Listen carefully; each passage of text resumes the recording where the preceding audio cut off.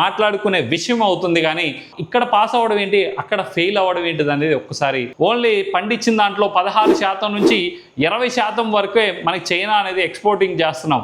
So అలాంటి పరిస్థితుల్లో 80% మన భారతదేశమే నీడ్స్ ఉన్నప్పుడు సో ఖచ్చితంగా మీరు చేయాల్సింది ఒక్కటే, ఓన్లీ 500 రూపాయలు, కిలోకి 500 రూపాయలు. ఎందుకంటే ఇవాళ ఆర్గానిక్ అని పెట్టి అనేక మాటల్లో చాలా ధరలు అమ్మడం జరుగుతుంది. అలాంటిది రైతుకే డైరెక్ట్ గిట్టుబాటు ధర కింటా మంచి కాయలు ఇచ్చినట్లయితే 50,000 రూపాయలు పెట్టండి. ప్రతి ఒక్క రైతు కూడా మీకు డైరెక్ట్ గవర్నమెంట్కి సేల్ చేసే అవకాశం ఖచ్చితంగా ఉంటుంది అనేది నా అభిప్రాయం. ఎక్కడ చూసినా ఒక్కటే కనబడుతుంది. ఒక పక్కన ఎండుమిర్చి, ఇంకొక పక్కన చైనా అనేది భారతదేశంకి ఎండుమిర్చి మొత్తం రిజెక్ట్ చేసేసి వెనక్కి పంపించేస్తుంది. కొంతమంది సముద్రంలో పోసేస్తున్నారు, కొంతమంది వచ్చేసరికి పురుగు మందుల అవశేషాలు అతిగా ఉండడం వల్ల భారతదేశం నుంచి చైనా అనేది ఎక్స్పోర్టింగ్ అనేది ఆపేసిందని చెప్పి చెప్పడం జరుగుతుంది. ఒకసారి కనుక గమనిస్తే నిజమేంటి, నిజంగా చాలా మంది రైతుల్లో కింద స్థాయి వరకు కూడా ఈ విషయం చేరుకోవడం వల్ల అనేక రైతులు చాలా మంది కన్ఫ్యూజ్ పడుతున్నారు. ఏ మందులు స్ప్రే చేయాలి, ఏ మందులు కొట్టకూడదు, దీనివల్ల ధరలు పెరిగిపోతాయేమో, కొనే నాదులు ఉండడేమో అనే కన్ఫ్యూజ్ ఉంది. నిజంగా ఒకసారి కనుక దీని గురించి మాట్లాడుకున్నట్లయితే భారతదేశం నుంచి వెళ్ళిన 3 కంటైనర్లు మాత్రమే, అంటే ఒక కంటైనర్ 40 ఫీట్లు ఉన్నట్టయితే 200 నుంచి 250 క్వింటాలు ఒక కంటైనర్ లో పట్టినట్టయితే 600 నుంచి 750 క్వింటాల వరకు కూడా చైనా అనేది రిజెక్ట్ చేసింది. దీనికి కారణం ఏంటి అంటే అక్కడ టెస్టింగ్ చేసినప్పుడు మిథామైడోఫాస్ అనే టెక్నికల్ అనేది ఉండాల్సిన మోతాదు కంటే అధికంగా ఉండడం వల్ల మాత్రమే ఏ కంపెనీలు అయితే తీసుకెళ్ళినాయో వాళ్ళని కొన్ని రోజులు బ్యాన్ చేస్తూ బ్లాక్ లిస్ట్ లో పెట్టడం జరిగింది ప్రస్తుతానికి. సో అదే ఒకవేళ అన్బ్లాక్ చేసినట్లయితే మళ్ళీ యాస్టీజ్ గా తన వ్యాపార లావాదేవీలు ఆ కంపెనీల నుంచి కొనసాగించవచ్చు. ఒకవేళ కంప్లీట్ గా బ్యాన్ చేస్తే మళ్ళీ కూడా కొత్త కంపెనీల మీద వీళ్ళు వ్యాపార లావాదేవీలు జరుపుకునే అవకాశం ఉంటుంది. మరి కొంత టైం అనేది ఆ 3 కంపెనీలకి టైం పట్టే అవకాశం ఉంటుంది. అంతేగాని మిగతా అన్ని కంటైనర్లని రిజెక్ట్ చేయలేదు. ఓన్లీ ఆ 3 కంటైనర్లు మాత్రమే అవశేషాలు ఎక్కువగా కనపడి ఉండాల్సిన మోతాదు కంటే ఎక్కువగా కనపడింది మాత్రమే బ్యాన్ చేసింది, వాటిని నివారించింది. అక్కడ నుంచి వేరే కంట్రీకి అమ్ముకోవచ్చు, లేదంటే భారతదేశం తీసుకొచ్చి ఇక్కడ లోకల్ గా కూడా అనేక కలర్ వాటికి కూడా అమ్ముకునే అవకాశం ఖచ్చితంగా ఉంటుంది. ఆల్రెడీ టెక్నికల్ అనేది మనకి ఇక్కడ టెస్టింగ్ అయిన తర్వాతే చైనాకి వెళ్ళడం జరిగింది. ఇక్కడ పాస్ అయ్యి అక్కడ ఎందుకు ఫెయిల్ అయింది అనేది ఖచ్చితంగా కూడా ఆలోచించాలి. దీని గురించి కొంత క్లారిటీ అనేది రైతులకి తెలియజేయాలి. ఒకవేళ మధ్యలోనే ఏదన్నా కాయలు పాడవకుండా ఇంకేదన్నా స్ప్రే చేయడం వల్ల కూడా ఈ పరిస్థితులు ఏమన్నా నెలకొని అనేది అని కూడా కొంత అవగాహన రైతులకి కల్పించాల్సిన అవసరం ఉంది. ఎందుకంటే అక్కడ ఫెయిల్ అయితే కనుక నిజంగా అది మనం మాట్లాడుకునే విషయం అవుతుంది. కానీ ఇక్కడ పాస్ అవ్వడం ఏంటి, అక్కడ ఫెయిల్ అవ్వడం ఏంటిది అనేది ఒక్కసారి ఆలోచించాల్సిన పరిస్థితి అయితే కనుక నెలకొంది. నెక్స్ట్ వచ్చేసరికి దీనివల్ల ఓన్లీ ఎస్ఫైట్ అనేది స్ప్రే చేయడం వల్ల మాత్రమే అనుకుంటున్నాం. సో 600 నుంచి 750 క్వింటాలంటే పెద్ద రైతులు అయితే కనుక 10-12 మంది రైతులు అయితే కనుక ఓన్లీ స్ప్రే చేసి ఉంటారు. సో 600-700 క్వింటాలు 10-12 మంది పెద్ద రైతులు అయితే పండించేస్తారు. చిన్న రైతులు అయితే 30 నుంచి ఒక 50-60 మంది రైతులు అనుకోండి. సో ఇంతమంది ఓన్లీ మాత్రం ఎస్ఫైట్ మాత్రమే స్ప్రే చేయడం వల్ల అది ఏర్పడిందా అనేది కొంత కన్ఫ్యూజ్. ఎస్ఫైట్ అనేది చాలా మంది వాడడం అనేది మిరపలో లేదు, నాకు తెలిసి చాలా వరకు కూడా ఎక్కడా కూడా ట్రేస్ అవుట్ అయిన పరిస్థితి అయితే కనుక ఖచ్చితంగా లేదు. దేనివల్ల ఏర్పడింది అనేది ఖచ్చితంగా కూడా దీనికి సైంటిస్టులు అనేది ఖచ్చితంగా కూడా తెలుసుకొని గ్రౌండ్ లెవెల్లో రైతుకి ఇన్ఫర్మేషన్ చెప్తే అలాంటి టెక్నికల్స్ని వాడకుండా ఉంటారు. ఆల్రెడీ మిథామైడోఫాస్ అనే టెక్నికల్ అనేది మన భారతదేశంలో ఎప్పుడో బ్యాన్ అయింది. అలాంటి పరిస్థితుల్లో ఎక్కువ మోతాదులు ఎందుకు ట్రేస్ అవుట్ అయింది అనేది ఒకసారి ఆలోచించుకోవాల్సిన అవసరం. అలాంటి టెక్నికల్ మన భారతదేశంలో ప్రస్తుతానికైతే బ్యాన్ చేయడం వల్ల ఎక్కడా కూడా దొరికే పరిస్థితులు ఉండవు. సో నెక్స్ట్ వచ్చేసరికి రైతులు ఇక్కడ కన్ఫ్యూజ్ అవ్వాల్సిన అవసరం లేదు. భారతదేశం నుంచి వెళ్ళే దాంట్లో ఓన్లీ పండించిన దాంట్లో 16% నుంచి 20% వరకే మనకి చైనా అనేది ఎక్స్పోర్టింగ్ చేస్తున్నాం. సో అలాంటి పరిస్థితుల్లో 80% మన భారతదేశమే నీడ్స్ ఉన్నప్పుడు అంత మనం భయపడాల్సిన అవసరం ఖచ్చితంగా ఉండదు. ఒకవేళ మన దగ్గర నుంచి చైనా తీసుకోకపోతే వేరే కంట్రీకి అమ్ముతాం, ఆ కంట్రీ నుంచి మళ్ళీ కూడా చైనాకి ఆ కంట్రీ అమ్ముకుంటూ ఉంటుంది. దానివల్ల కొంత మనకి ప్రైస్ తగ్గిద్దే తప్ప ఎక్కడా కూడా ఇబ్బందికర పరిస్థితులు అయితే కనుక నెలకొనవు అనేది నా అభిప్రాయం.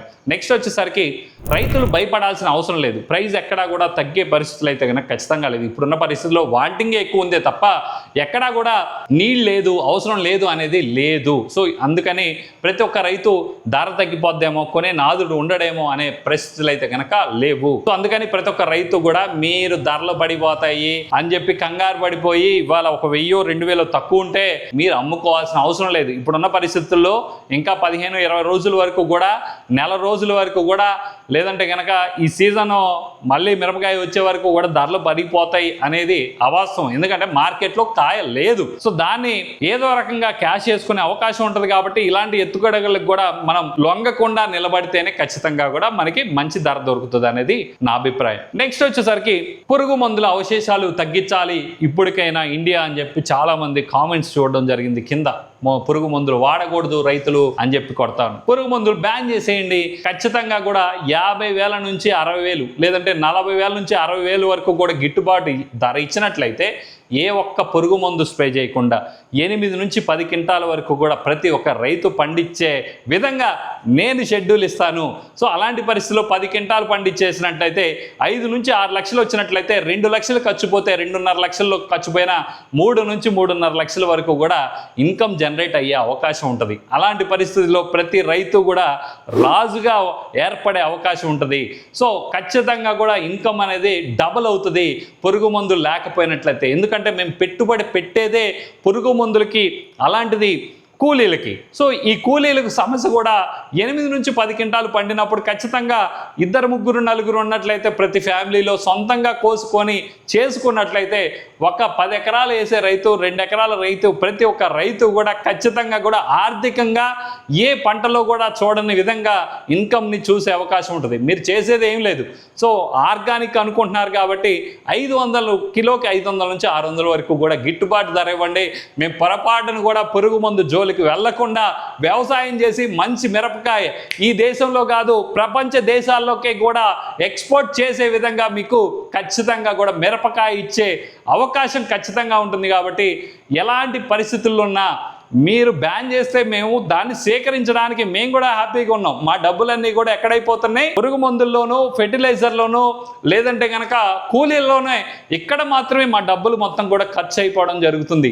అలాంటిది అవే లేకుండా చేసినట్లయితే ఖచ్చితంగా 1 సంవత్సరం కొంత దిగుబడి తక్కువ తీసినా మరి కొంత సంవత్సరంలో ఖచ్చితంగా 1కి 2 సార్లు మా తెలివితేటలు ఉపయోగించి, మా బ్రెయిన్ ఉపయోగించి మేము ఎక్కడైతే ఏదైతే దేనివల్ల అయితే పంటల్ని చీడ పురుగులు ఆశించకుండా కాపాడుకొని మంచి దిగుబడిని తీసి మంచి ఇన్కమ్ని జనరేట్ చేసి మంచి కాయని ప్రపంచ దేశంలో ఏ మూల అమ్ముకున్నా కానీ, ఏ టెస్ట్ చేసినా కానీ ఎక్కడా పురుగు మందుల అవశేషాలు లేకుండా కాయను పండించే బాధ్యత మా మిరప రైతులు మేము తీసుకొని మీకు చూపిస్తాం. సో ఖచ్చితంగా మీరు చేయాల్సింది ఒక్కటే, ఓన్లీ 500 రూపాయలు, కిలోకి 500 రూపాయలు. ఎందుకంటే ఇవాళ ఆర్గానిక్ అని పెట్టి అనేక మాటల్లో చాలా ధరలు అమ్మడం జరుగుతుంది. అలాంటిది రైతుకే డైరెక్ట్ గిట్టుబాటు ధర కింటా మంచి కాయలు ఇచ్చినట్లయితే 50,000 రూపాయలు పెట్టండి. ప్రతి ఒక్క రైతు కూడా మీకు డైరెక్ట్ గవర్నమెంట్కి సేల్ చేసే అవకాశం ఖచ్చితంగా ఉంటుంది అనేది నా అభిప్రాయం. నేను చెప్పిన మాటల్ని మీరు ఏకీభవిస్తారా లేదా అనేది ఒకసారి కనుక మీరు కామెంట్ చేయండి. దాంతోపాటు ఇక్కడున్న సమస్యలు ఇప్పుడు పోయిన వాటిల్లో కొన్ని కనుక గమనిస్తే నాకున్న డౌట్స్ ఏంటి అంటే, ఎందుకు ఇక్కడ నుంచి ఇక్కడ పాస్ అయింది అక్కడికి వెళ్ళిన తర్వాత టెస్ట్ చేసినప్పుడు ఫెయిల్ అయింది అనేది ఒక క్వశ్చన్. రెండో క్వశ్చన్ ఏంటి అంటే, ఒకవేళ మధ్యలో ఏదన్నా చీడ పురుగులు ఆశించకుండా ఏదన్నా స్ప్రేయింగ్ అనేది చేసి ఉంటారా అనేది ఇంకొక క్వశ్చన్. నెక్స్ట్ వచ్చేసరికి రైతులు ఎందుకు ఓన్లీ ఈ 3 కంటైనర్లు మాత్రమే ఫెయిల్ అయింది, దాదాపు ఇన్ని 100 కంటైనర్లు చైనాకి మనం ఎక్స్పోర్ట్ చేస్తున్నాం కదా, వాటిల్లో లేని అవశేషాలు ఓన్లీ కూడా దీంట్లో ఎందుకు ఉన్నాయి? ఓన్లీ ఈ 10 మంది రైతులు 50 మంది రైతులకి మాత్రమే ఎందుకు నెలకొనింది అనేది కూడా మనం ఒకసారి గనక ఖచ్చితంగా కూడా అవగాహన చేసుకోవాలి అనేది నా అభిప్రాయం. దాంతో పాటు దీనికి గురించి కొంత క్లారిటీ అనేది అఫీషియల్ గా రైతులకి గనక ఇవ్వగలిగితే, సో ఏదో ఒకటి చెప్పేసి వదిలేయకుండా సైంటిస్టులు దీని మీద దృష్టి సాధించి దీనికి ఒక క్లారిటీ ఇచ్చినట్లయితే, దేని వల్ల ఏర్పడింది అనేది కింద గ్రౌండ్ లెవెల్లో రైతుకు చేరినట్లయితే, నిజంగా ఏదన్నా టెక్నికల్ వాడుతుంటే ఆ అవశేషాలు ఏర్పడుతున్నాయా, దీని నుంచి దానికి కన్వర్ట్ అయిపోతుందా, ఆ టెక్నికల్ కింద మారుతుందా కొన్ని రోజులకి అనేది గనక తెలిసినట్లయితే వాటిని ప్రతి ఒక్క రైతు కూడా దూరం జరుగుతారు. సో మా రైతులు ఎలాంటి వాళ్ళంటే, కొంచెం ఆ మందు కొడితే తెల్లగాయ వస్తుందంటేనే ఆ మందు జోలికి బారు, అలాంటిది ఈ మందు కొడితే కొనరు అంటే గనక ఆ మందు జోలికి వెళ్ళే పరిస్థితులు ఖచ్చితంగా ఉండవు. సో అలాంటి క్లారిటీ గనక గవర్నమెంట్ నుంచి ఇవ్వగలిగితే ప్రతి ఒక్క రైతు కూడా సంతోషిస్తారు. సో మరొక మంచి వీడియోతో, మంచి కంటెంట్ తో, మంచి ఇన్ఫర్మేషన్ తో రావాలంటే ప్రతి ఒక్కరు ఒక లైక్ చేసి సపోర్ట్ చేయండి. ఈ వీడియోని మీకు తెలిసిన ఫ్యామిలీ, ఫ్రెండ్స్ ఎవరైతే ఉన్నారో మిరప పండిస్తున్నారో వాళ్ళందరికీ షేర్ చేయండి. సో మీరు ఎన్ని లైక్స్ కొడతారో ఖచ్చితంగా కూడా నేను అబ్జర్వ్ చేస్తాను. ఎందుకంటే ఇన్ఫర్మేషన్ ఇవ్వలేని ఛానల్స్ వాటిని మీరు ఇష్టపడతా ఉన్నారు. కానీ ఏ రోజు కష్టం వచ్చినా, ఏ రోజు ఇబ్బంది వచ్చినా, ఏ రోజు అవసరం వచ్చినా ఖచ్చితంగా దానికి సంబంధించిన ఆన్సర్ నేను మీకు అందించడం జరుగుతుంది. కాబట్టి ప్రతి ఒక్కరు ఒక లైక్ చేస్తారని కోరుకుంటూ మరొక మంచి వీడియోతో, మంచి కంటెంట్తో, అవసరమైతే దీని మీద మరికొంత అధ్యాయం చేసి మళ్ళీ ఇన్ఫర్మేషన్ మీ ముందుకు తీసుకురావడం జరుగుతుంది. Thank you. జై జవాన్, జై కిసాన్.